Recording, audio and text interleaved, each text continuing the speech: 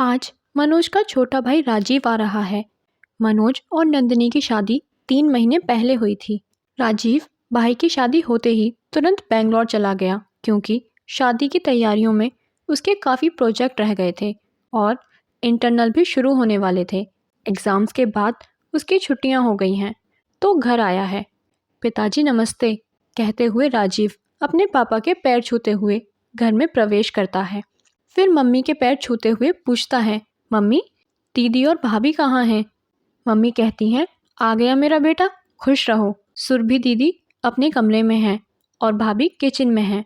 अरे नंदिनी देखो, तुम्हारा देवर आ गया, ज़रा चाय तो बना दो और एक कप मेरे लिए भी बना देना।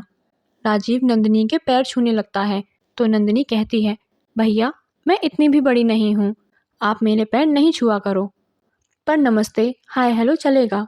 राजीव फिर भी पैर छूता है क्योंकि उसकी अपनी भाभी से लगभग रोज़ ही बात होती थी और नंदिनी जिस तरह से उससे बात करती है राजीव को बहुत अपनापन और अच्छा लगता है। नंदिनी चाय और पकौड़े लेकर आती है। भैया नाश्ता कर लो कहकर राजीव को आवाज़ लगाती है, जो अपनी दीदी से मिलने ऊपर वाले कमरे में चला गया था। भाभी नाश्ता ऊपर ही ले आओ, मैं और राजीव साथ में ही कर लेंगे, सुरभि ने आवाज़ लगाई।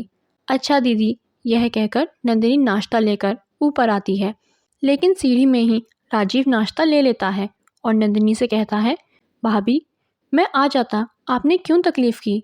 आप भी आइए, हमारे साथ नाश्ता करिए।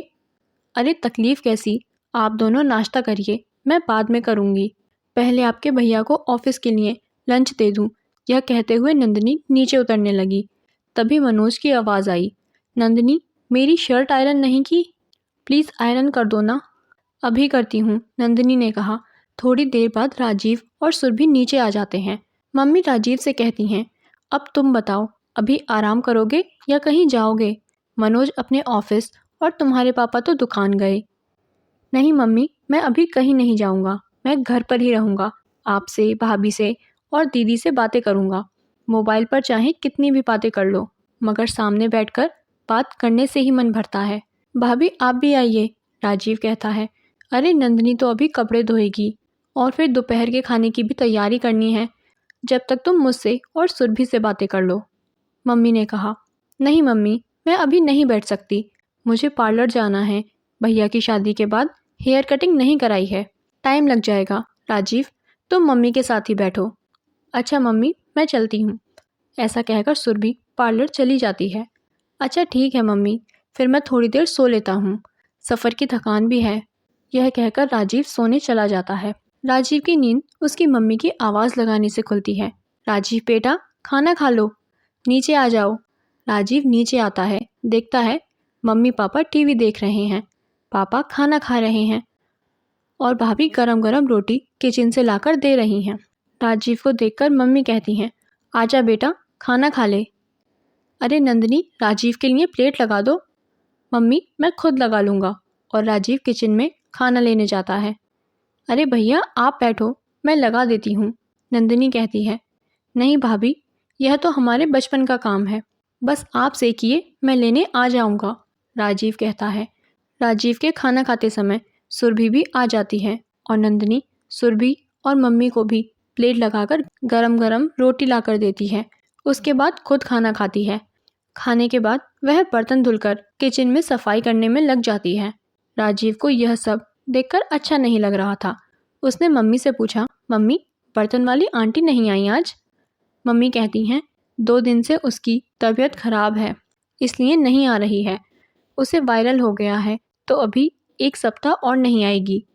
शाम को नंदिनी सबके लिए चाय और स्नैक्स बनाती है और रात के खाने में मटर पनीर, कचौड़ी, रायता बनाती है। राजीव जितने चाव से घर आया था कि भाभी से बैठकर बातें करेगा, लेकिन भाभी जब फ्री होंगी तभी तो बात करेंगी। दूसरे दिन सुबह से फिर यही रूटीन चल रहा था। राजीव देख रहा था कि भाभी पूरे दिन काम करती रहती हैं और सब आराम से बैठे रहते हैं, सबके पास उनकी चीज़ें पहुंच जाती हैं। उसने रात के खाने के बाद सबसे बात करने का सोचा। जब सबने खाना खा लिया तो राजीव किचन में अपनी प्लेट ले जाकर धोने लगा। मम्मी ने उसे ऐसा करते देखा तो कहा, अरे बेटा तू क्यों प्लेट धो रहा है? राजीव ने कहा, मम्मी आपने ही तो सिखाया था कि जिस दिन बर्तन वाली नहीं आएगी उस दिन सब अपने झूठे बर्तन खुद ही धोएंगे। लेकिन बेटा, अब नंदिनी है तो वह सबके बर्तन धुल देती है, तुम भी रख दो, मम्मी ने कहा। राजीव बोला, मैं यही तो देख रहा हूँ, किसी को कुछ नहीं करना, सब भाभी कर लेगी। मम्मी, जब भाभी नहीं थी इस घर में तब भी तो हम सब मिलकर काम करते थे। आप जब खाना बनाती थी तो दीदी या मैं पापा को गरम रोटी देकर आते थे। मैं, दीदी और भैया अपने लिए रोटी लेने खुद आते थे और दीदी जब बड़ी हो गई तो खाना खाने के बाद वह आपको गरम गरम रोटियां पूड़ी सेक कर खिलाती थी। कई बार भैया ने रोटी बनाने की कोशिश की मगर उनसे नहीं बन पाई।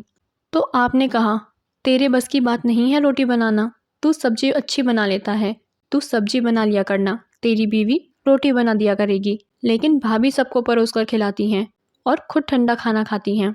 आप कपड़े धुलती थीं, मैं स्कूल से आकर सूखे कपड़े उठा कर लाता था।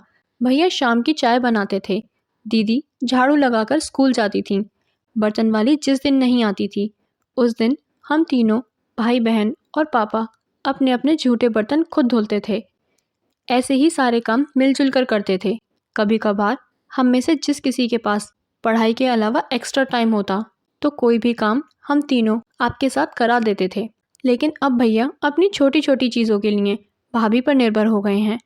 दीदी को भी अपने कमरे में ही खाना चाहिए, भाभी की मदद करना तो दूर की बात है। नंदिनी सब देख सुन रही थी। वह राजीव को रोकना चाह रही थी लेकिन कुछ हिम्मत ही नहीं हुई। मम्मी कहती हैं, बहू का काम घर संभालना होता है। मैंने भी संभाला था। हाँ माँ, घर संभालना होता है पर बाकी लोगों का काम मदद करना भी होता है, राजीव ने कहा।